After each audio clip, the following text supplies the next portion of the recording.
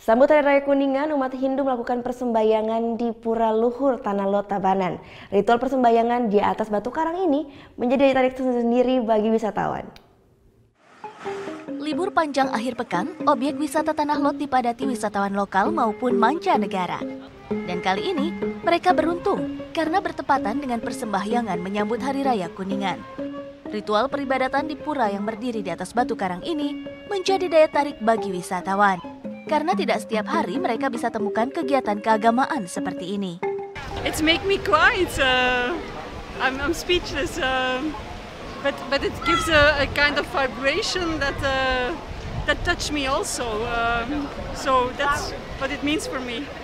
Pura Tanah Lot merupakan bagian dari Dangkahyangan, salah satu tempat suci utama yang ada di Pulau Bali. Yang dipuja di Pura Luhur Tanah Lot adalah Siwa Baruna, Batara Siwa yang dipuja di tengah laut.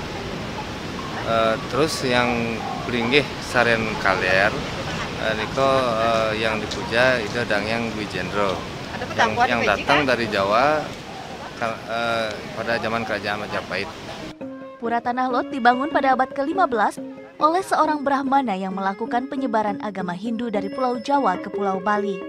Selain sebagai tempat persembahyangan bagi umat Hindu, pura ini menjadi salah satu daya tarik wisata favorit bagi wisatawan lokal maupun mancanegara.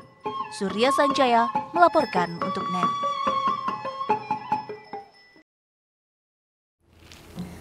Udah selesai kan nontonnya? Nah, jadi jangan lupa buat like, komen, dan subscribe ya.